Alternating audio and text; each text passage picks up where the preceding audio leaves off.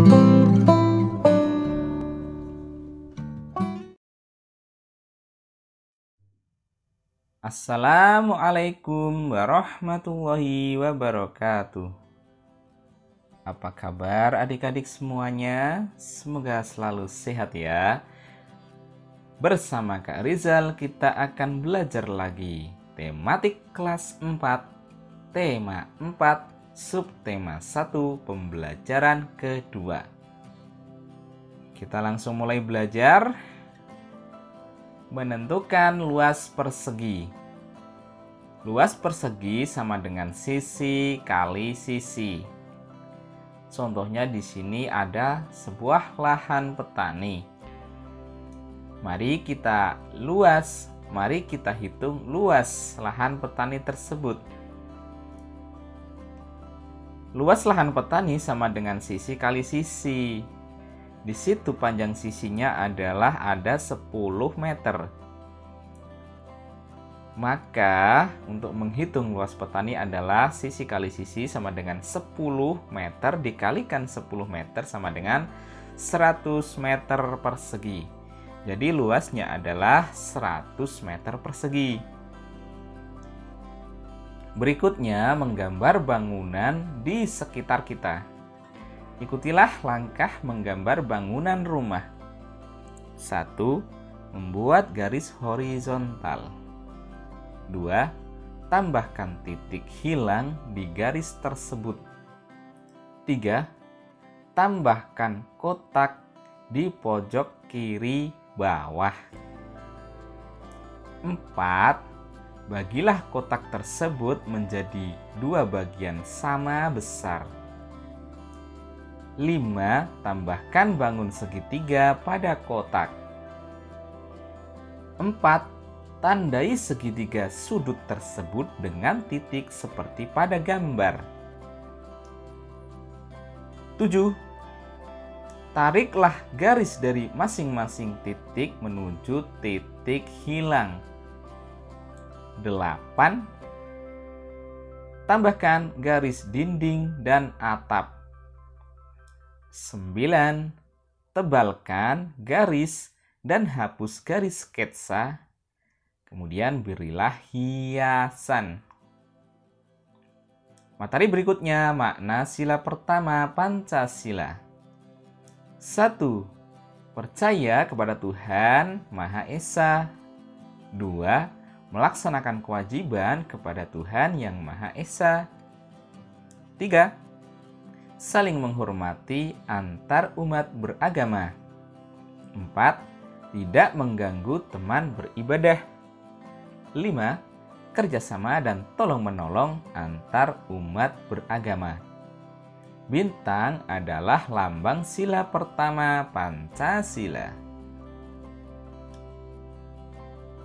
Sekarang kita masuk ke pembelajaran ketiga.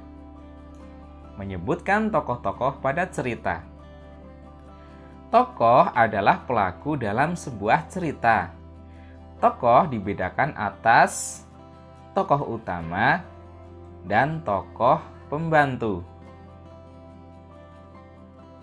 Bacalah cerita Lalang pada buku Pupena. Tokoh utama pada cerita adalah Lalang. Materi berikutnya, kegiatan menjaga keseimbangan dan kelestarian sumber daya alam. Sungai. Penyebab pencemaran. Yang pertama, pembuangan limbah ke sungai. Yang kedua, racun ikan. Bagaimana ya supaya keseimbangan alam ini tetap lestari? Maka upaya untuk melestarikannya adalah yang pertama, A. Tidak membuang sampah ke sungai. B. Tidak menggunakan bahan peledak atau racun. C. Pembersihan dan pemeliharaan tumbuhan sekitar sungai. Itulah upaya pelestarian sungai. Ayo sebutkan upaya pelestarian yang dapat dilakukan jika sungai tercemar seperti gambar berikut. Bagaimana caranya anak-anak?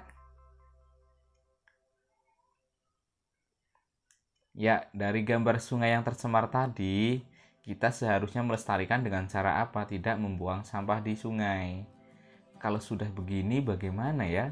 Air sungai sudah tercemar. Otomatis hewan-hewan yang habitatnya di sungai juga ikut terganggu hidupnya. Dan airnya tidak bisa kita gunakan.